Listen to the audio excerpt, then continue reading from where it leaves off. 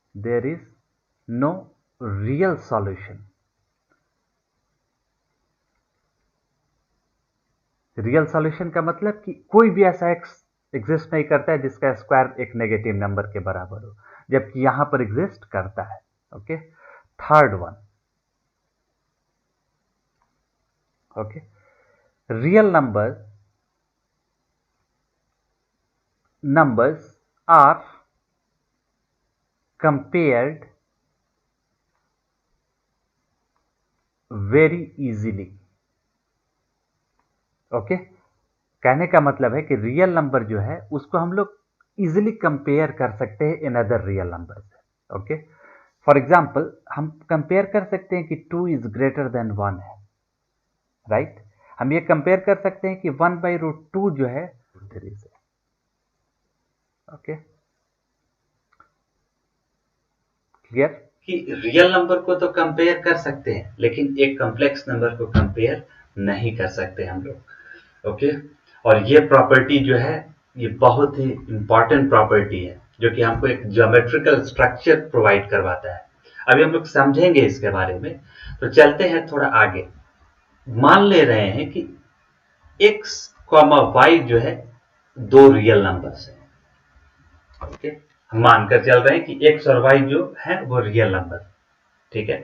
तो हम एक क्वांटिटी डिफाइन कर रहे हैं z, लेट्स से अभी हम इसका नेम नहीं दे रहे हैं, एक क्वांटिटी डिफाइन कर रहे हैं जो कि इन दोनों नंबर्स का ऑर्डर्ड पेयर है। इन दोनों नंबर्स के क्या है? Ordered pair, correct. इसका क्या मतलब हुआ कि यदि हम कोऑर्डिनेट सिस्टम प्लॉट करते हैं लाइक दिस, यदि हम एक कोऑर्डिनेट सिस्टम ड्रॉ करते हैं तो उस कोऑर्डिनेट सिस्टम में x, y जो होगा वो रिप्रेजेंट करेगा एक पॉइंट लाइक ये x, y, जहां पर हम कह सकते हैं कि ये हो जाएगा x और ये हो जाएगा y। ओके, अब हम क्या कर रहे हैं, यहां पर एक बहुत ही इंपॉर्टेंट ऑर्डर फिक्स कर रहे हैं। ओके, और वो ऑर्डर क्या है कि जो फर्स्ट वाला पार्ट है उसको हम लोग कह रहे हैं कि ये एक रियल पार्ट है, रियल पार्ट है। और इस वाले को अभी हम डेफिनेशन देंगे इसका, जस्ट अभी हम समझते हैं नेमिंग।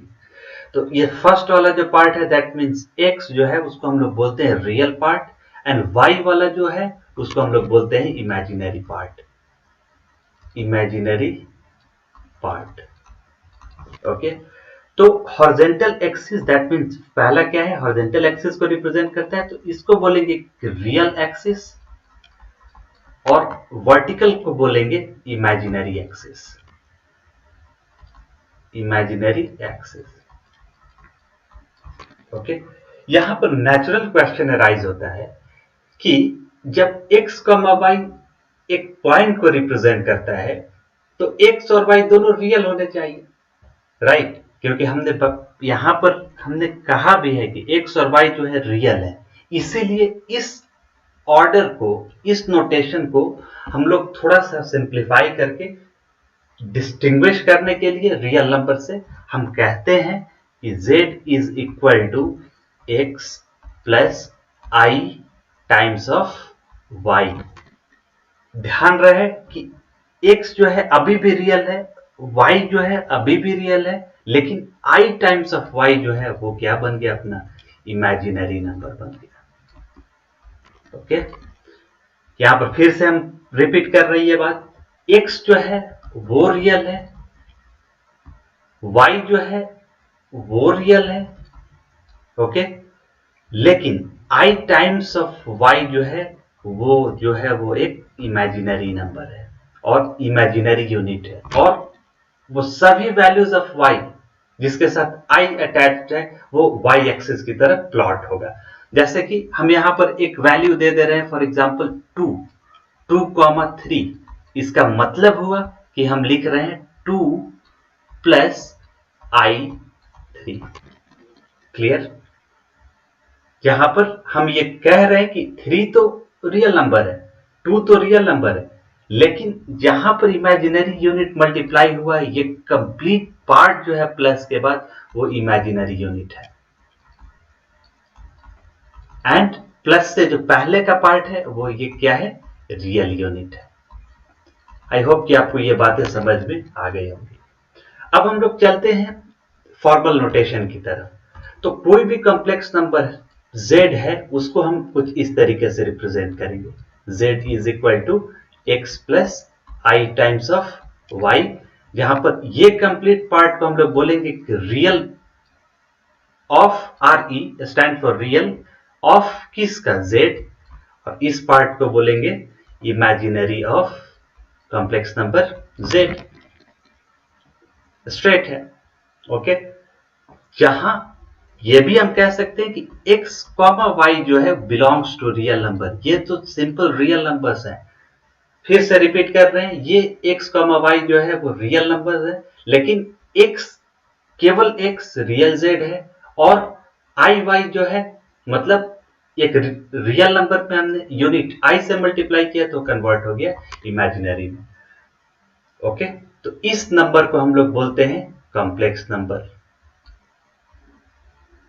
और ये जो स्ट्रक्चर है वो जनरल स्ट्रक्चर है, जनरल स्ट्रक्चर।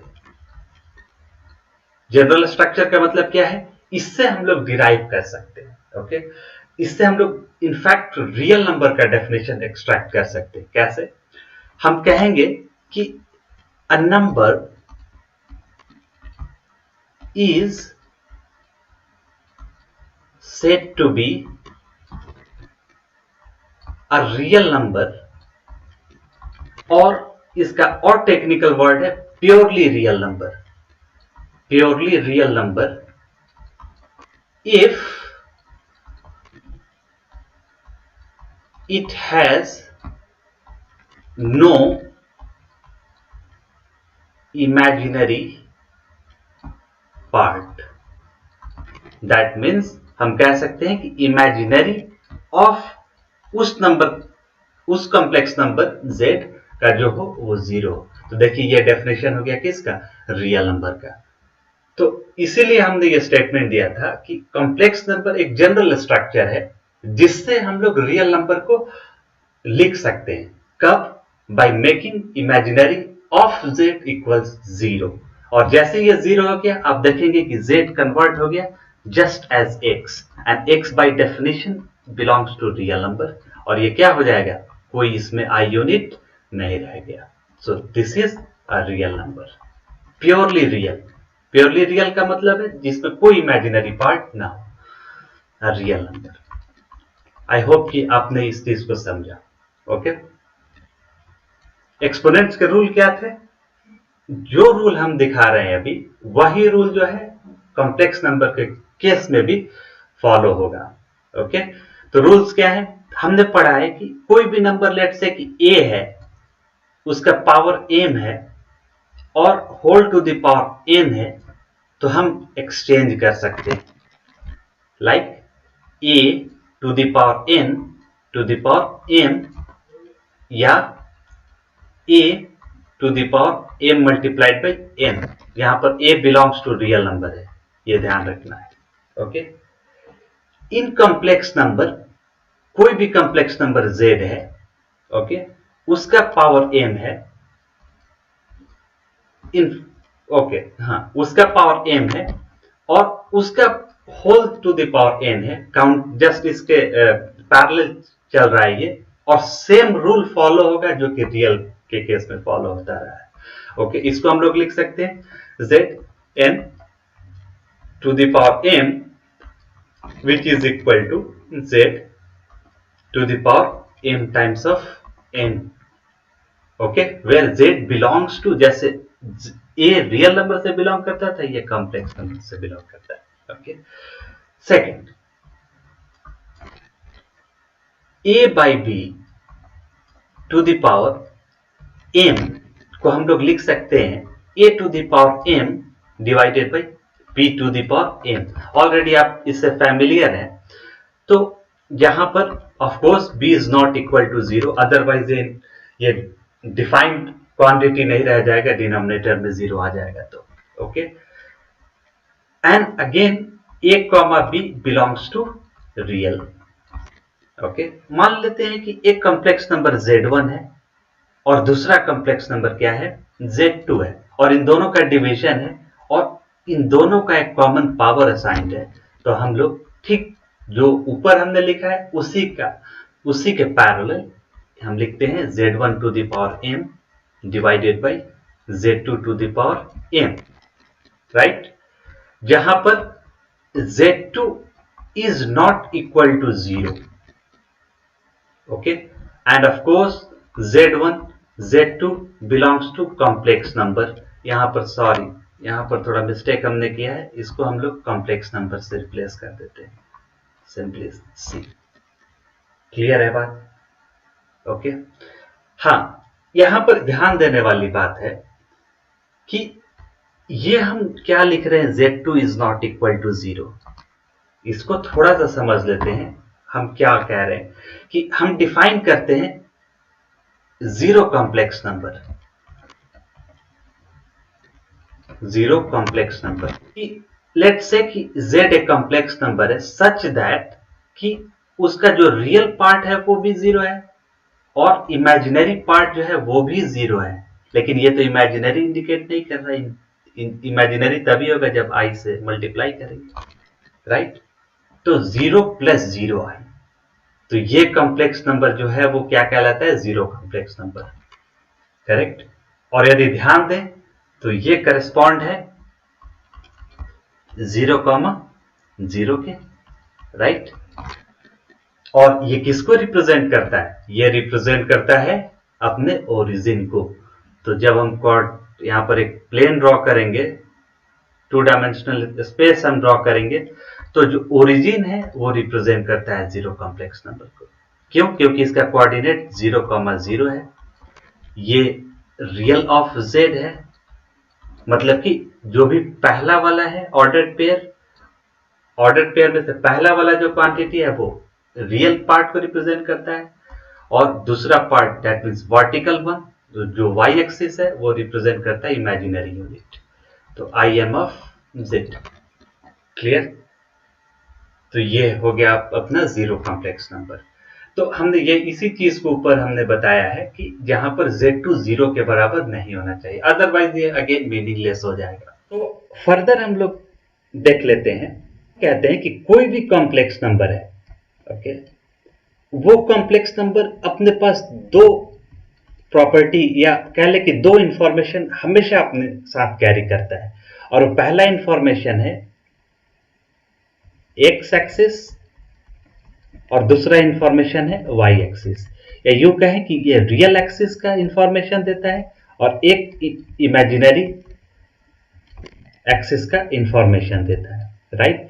तो कोई भी कॉम्प्लेक्स नंबर, फॉर एग्जांपल जब हम लिखते हैं z is equal to x plus i y, तो हम इसमें हम कहते हैं कि z जो है ये कॉम्प्लेक्स नंबर जो है 2 इंफॉर्मेशन एक साथ कैरी करता है। ये प्रॉपर्टी जो है रियल के केस में मिसिंग है, राइट। जैसे एग्जांपल, एक पॉइंट को रिप्रेजेंट करना है आपको स्पेस में, तो इसके लिए आपको 2 नंबर्स का रिक्वायरमेंट होगा, x, y, रियल के केस में y 2 parts already by definition ही कंस्ट्रक्टेड है, ओके। तो ये इंफॉर्मेशन एक ज्यादा इंफॉर्मेशन है as compare to real number, right. तो ये भी एक इंपॉर्टेंट प्रॉपर्टी है। क्लियर?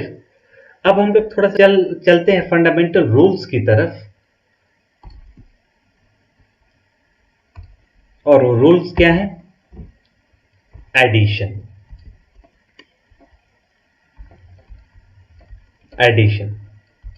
हमने रियल नंबर में एडिशन देखा है, जैसे कि √2 प्लस √2, इसको हम लोग लिखते हैं 2√2, okay.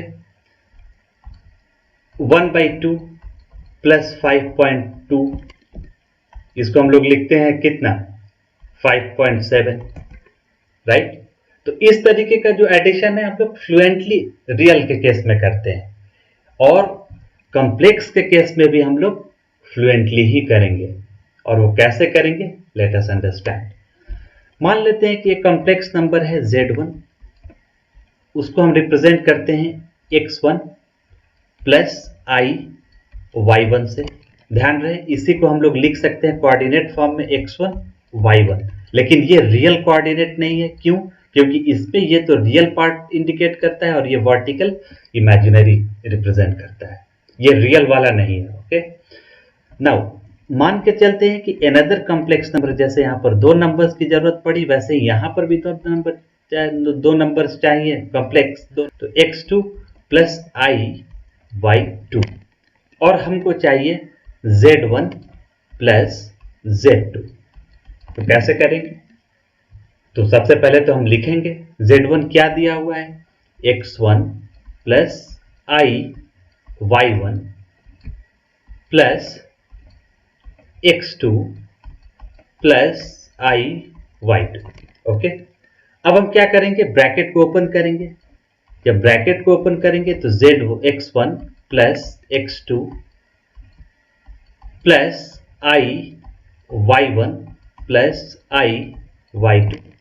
Okay, again x1 plus x2 plus, यहां पर जो है i दोनों में कॉमन है तो हम i कॉमन ले लिए यहां से, तो y1 प्लस y2। ओके, अब थोड़ा सा यहां पर इलेबोरेट कर देता हूं। इलेबोरेट क्या करना है कि हमने एक कंबाइंड प्रॉपर्टी हमने पढ़ा था जिसको हम लोग बोलते हैं डिस्ट्रीब्यूटिव प्रॉपर्टी, राइट। रियल के केस में हमने पढ़ा था, और वो क्या था यहां पर समझा दे रहे हैं। यदि a, b एंड c ये रियल नंबर्स हैं, ओके, तो हमने पढ़ा था कि कोई भी number a, real number a को यदि अदर टू के सम से मल्टीप्लाई करते हैं तो हम क्या बोलते हैं, इसको हम लिख सकते हैं a times of b plus a times of c। Clear? In other words, यदि हम इसके जस्ट बैक जाए तो हम कहेंगे कि इन दोनों पार्ट में a कॉमन है तो हमने a को बाहर ले लिया। ये जो प्रॉपर्टी है रियल नंबर का, वो फॉलो होता है एग्जैक्टली जैसा इसमें फॉलो होता है, ठीक उसी तरीके से कॉम्प्लेक्स में भी हम लोग फॉलो करते हैं। इसका मतलब यह है कि इसमें i और i कॉमन है तो हमने i कॉमन ले लिया बाय डिस्ट्रीब्यूटिव प्रॉपर्टी। ओके, तो अब हमने क्या देखा, हमने देखा कि दो complex number namely Z1 equals x1 plus i y1, जिसका रियल पार्ट x1 है और इमेजिनरी y1, और एक कॉम्प्लेक्स नंबर Z2 है, उसका रियल पार्ट x2 है और इमेजिनरी पार्ट y2 है। इन दोनों को यदि हम ऐड करेंगे तो रियल पार्ट और रियल पार्ट जो है वो ऐड होकर देगा। ओके, वो एक साथ आ जाते हैं। ठीक उसी तरीके से imaginary part, that means y1 और y2 एक साथ ऐड होकर के आ जाते हैं। ओके, तो जैसे एग्जांपल के तौर पर हम ले लें यहां 2 प्लस 3i, और एक कॉम्प्लेक्स नंबर है सपोज 0 प्लस 0i। ओके, तो बताइए Z1 प्लस Z2 क्या होगा, Z1 प्लस Z2 क्या होगा? तो by rule of addition real part को रियल से ऐड करेंगे, 2 plus 0 plus i times of iota times of 3 plus 0, right. तो हम इसको लिख सकते हैं 2 प्लस 3i। तो जो नया कॉम्प्लेक्स नंबर बना वो क्या बना, 2 प्लस 3i। इसके हम ज्योमेट्री को हम एक्सप्लेन करेंगे, बट उससे पहले जो हमने एग्जांपल लिया है उसको एक्सप्लेन करेंगे, और नेक्स्ट क्लास में हम लोग इसके ज्योमेट्री की बात करेंगे। तो सबसे पहले यहाँ पर जो है इसके ज्योमेट्री को हम लोग देख लेते हैं एक बार। हम कह रहे हैं कि पहला जो कॉम्प्लेक्स नंबर है वो है 2,3। जब कभी भी हमको ग्राफ प्लॉट करना हो कॉम्प्लेक्स नंबर प्लेन पर, तो उसके लिए हम लोग ऑर्डर्ड पेयर सिंबल को यूज कर लेना है। ओके, जैसे 2, दिस वन, और सेकेंड जो है ये वाला वो क्या हो जाएगा, वो 0 क्योंकि रियल पार्ट 0 और इमेजिनरी पार्ट भी 0 है। हम इसको प्लॉट कर लेंगे और जो सम का पार्ट आया है that means Z1 plus Z2 वो कितना आया है 2,3। तो इसको हम लोग लिख ले रहे हैं 2,3 और देखते हैं कि कहां पर ये लाई करता है। ओके, तो सबसे पहले हम एक कोऑर्डिनेट एक्सिस ड्रॉ करते हैं जिसको हम लोग कॉम्प्लेक्स प्लेन भी बोलते हैं। इसके बारे में हम डिटेल में जानेंगे, अभी शुरुआत है इसलिए हम लोग जस्ट इंट्रोडक्शन के तौर पर देख रहे हैं इसको। ओके, लेट्स से कि ये 2,3 प्लॉट करना है तो 2, लेट्स से कि ये 1 है, ये 2 और 1 2 3। ओके, और ये है अपना 0,0। तो ये पॉइंट जो हो गया वो क्या हो गया 0,0 ओरिजिन इटसेल्फ। उसके बाद 2,3 तो ये 1 था ये 2 था, तो एक्स एक्सिस पर 2, रियल एक्सिस पर 2, real of z and imaginary of z। तो 2 यूनिट हमने पढ़ा, हम लोग बढ़े 2 यूनिट रियल एक्सिस पर और 3 यूनिट इमेजिनरी पर। तो जैसे हम लोग प्लॉट करते हैं 2 यूनिट यहाँ 3 यूनिट ऐसे कर, जैसे कोऑर्डिनेट सिस्टम में आपने किया था ठीक उसी तरीके से। डिफरेंस ये है कि ये वाला पार्ट जो है इमेजिनरी इंडिकेट करता है, मतलब आयोटा लिखते नहीं है लेकिन आयोटा कंसर्न है, मतलब कि इससे अधिक आप फॉर्म करना चाहे कॉम्प्लेक्स नंबर अलजेब्राइक फॉर्म में तो 2 + 3i, यहाँ पर i अपीयर हो गया, राइट। सो 2,3 हो गया। नाउ जो रिजल्ट अपना आया वो भी क्या आ रहा है 2,3 ही आ रहा है, मतलब कि अभी भी आप यहीं पर है। क्या मतलब हुआ कि 2 में आपने 0 को ऐड किया तो 2 ही हुआ और 3 में 0 ऐड किया तो आप अभी भी इसी जगह पर है। ओके, इसको और अच्छा से इलेबोरेट करेंगे नेक्स्ट क्लास में। आज के लेक्चर में बस इतना ही। अगले लेक्चर में हम कॉम्प्लेक्स नंबर के बारे में और विस्तार से जानेंगे, जैसे कि एसोसिएटिव प्रॉपर्टी क्या होता है, commutative property with respect to addition क्या होता है, commutative with respect to multiplication क्या होता है, existence of zero complex number जो कि अभी हमने इंट्रोड्यूस किया हुआ है, क्या यूनिट कॉम्प्लेक्स नंबर भी एग्जिस्ट करता है, क्या दो कॉम्प्लेक्स नंबर को कंपैरिजन किया जा सकता है। ओके, यदि जनरल वे में नहीं किया जा सकता है तो क्या कोई वे है जिससे कि हम कंपैरिजन कर सके। ओके, ज्योमेट्रिकल मीनिंग क्या है कॉम्प्लेक्स नंबर का, डिफरेंट टॉपिक्स को देखेंगे उसमें और फिर प्रॉब्लम को सॉल्व करेंगे और वो प्रॉब्लम जो होंगे वो बेसिक से एडवांस लेवल की तरफ बढ़ते चले जाएंगे। ओके, तो